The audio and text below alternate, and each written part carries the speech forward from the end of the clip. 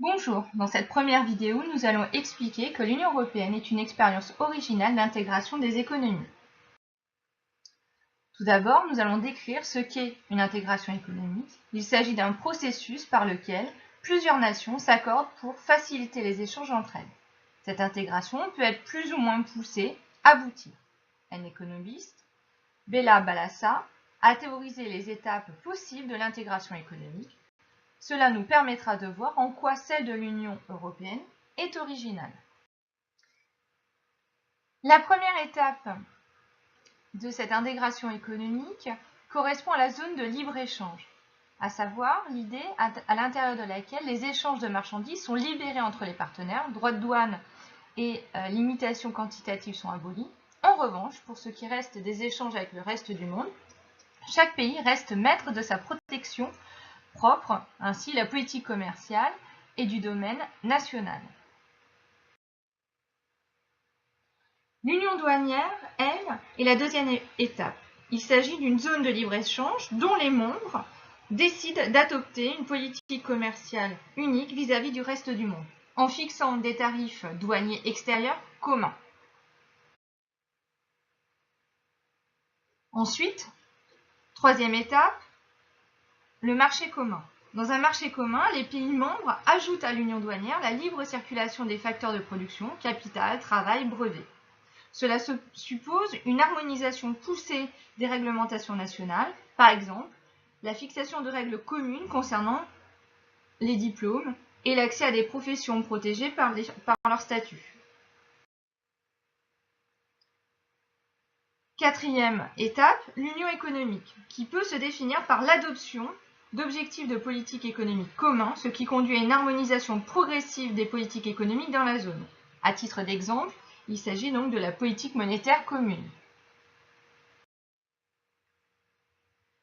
Cinquième étape, l'intégration totale, où à l'union économique et monétaire s'ajoute la constitution d'un pouvoir politique fédéral avec l'harmonisation des politiques fiscales et sociales.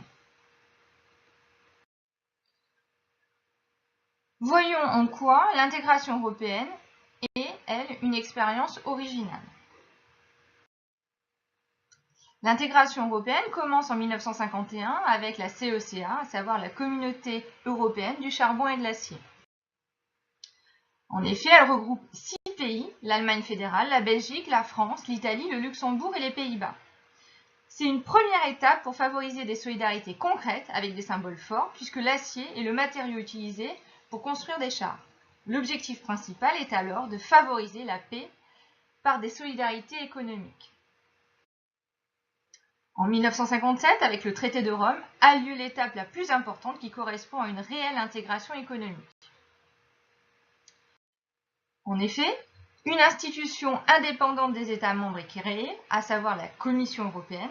Le traité de Rome prévoit également une union douanière qui sera accomplie en 1968 avec des taxes douanières communes aux frontières extérieures de l'Union européenne. Enfin, le traité de Rome met en place les premières politiques communes, notamment la politique agricole commune, la PAC.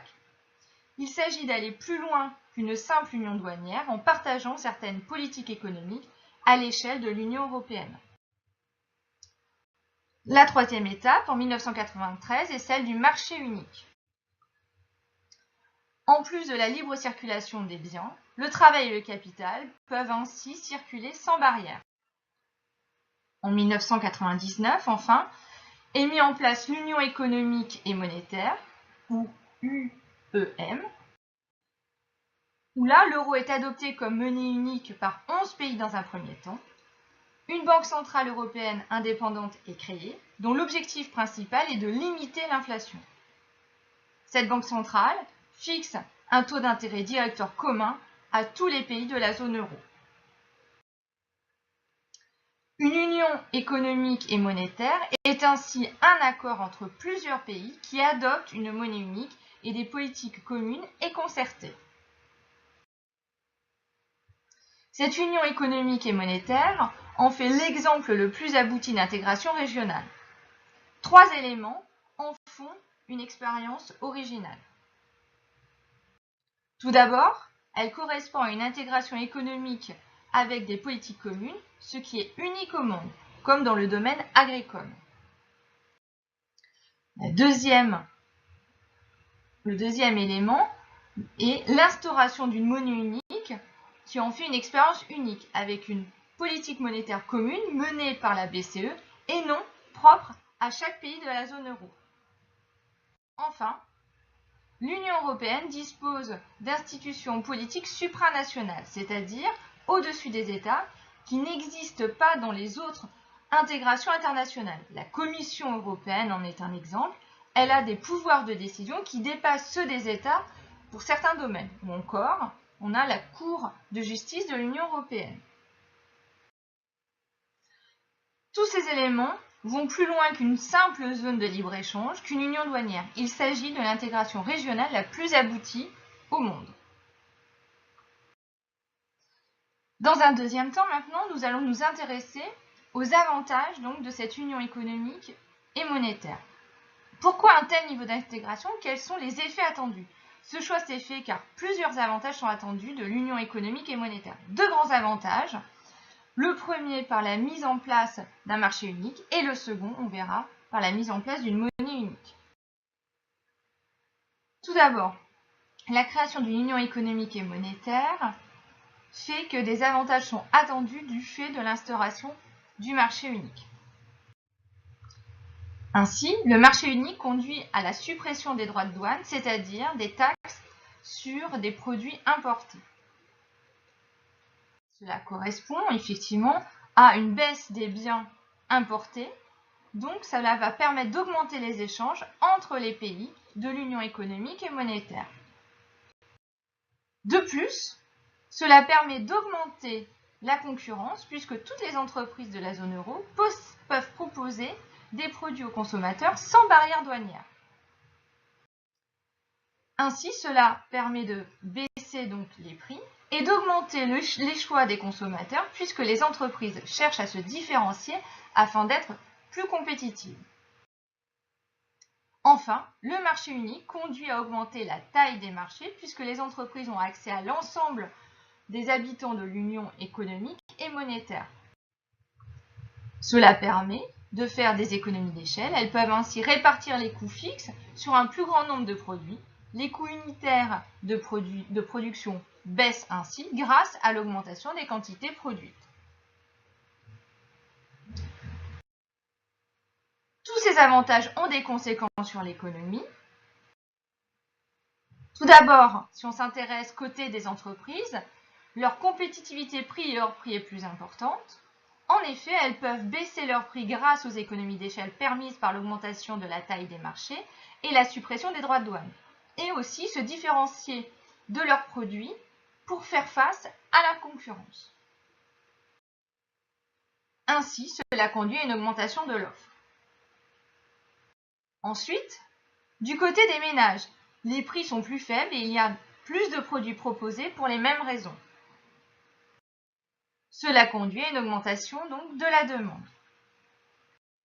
Cette augmentation de l'offre et de la demande entraîne une croissance économique qui est l'avantage final attendu par le marché unique.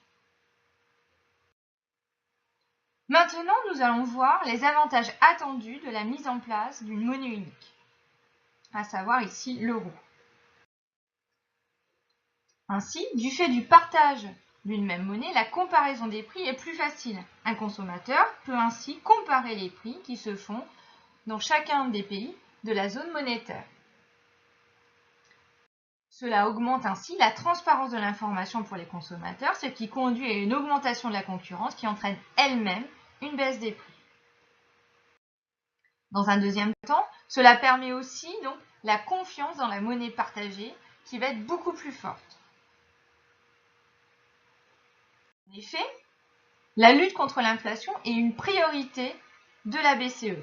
Donc les agents économiques ont confiance dans la valeur de la monnaie, dans le fait que cette valeur ne va pas chuter brutalement du jour au lendemain du fait d'une inflation. De plus, c'est une monnaie qui est de plus en plus utilisée, donc la confiance dans sa valeur est de plus en plus importante. Enfin, la monnaie unique permet de supprimer les coûts et les risques de change. En effet, convertir les monnaies entre elles a un coût qui est supprimé avec la monnaie unique.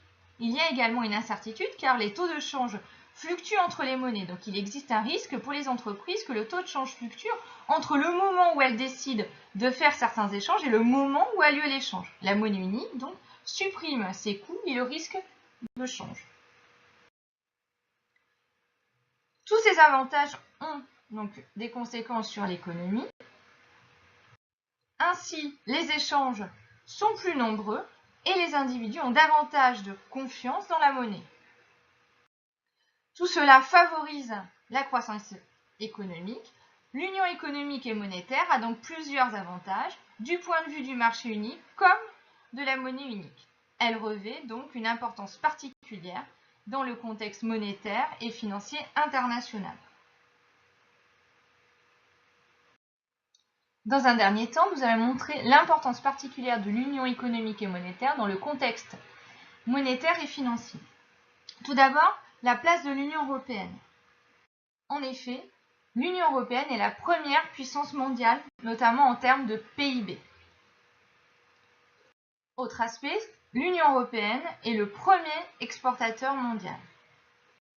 Enfin, dans un dernier temps, aussi l'Union économique attire de plus en plus donc des investissements, ce qui fait que les firmes multinationales sont de plus en plus convoitées, notamment en termes d'IDE.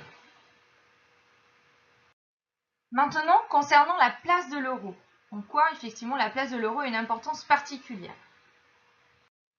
Tout d'abord, l'euro est une unité de compte de plus en plus. En effet, la monnaie est utilisée à la fois donc dans la zone euro, mais aussi hors de la zone euro comme monnaie donc nationale.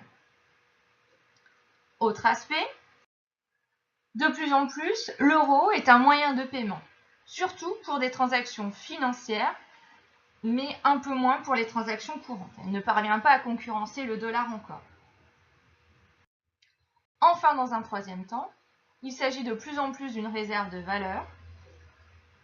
Enfin, il faut ajouter que l'euro, au travers donc de l'institution qui est mise en place, essaie de réguler de plus en plus le système financier pour éviter les crises financières. Ainsi, la création récente d'une union bancaire va dans l'idée d'une volonté affichée donc par l'union économique et monétaire de créer plus de stabilité.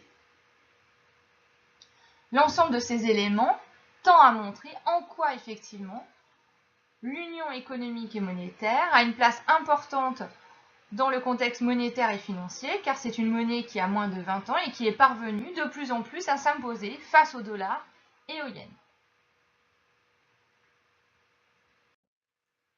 Ainsi, au travers de cette vidéo, nous avons mis en évidence 3 choses. En quoi l'intégration européenne est une expérience originale, quels sont les avantages attendus de l'union économique et monétaire au travers de la mise en place du marché unique et d'une monnaie unique, et enfin, dans un dernier temps, nous avons mis en évidence l'importance que pouvait avoir l'union économique et monétaire dans un contexte monétaire et financier aujourd'hui.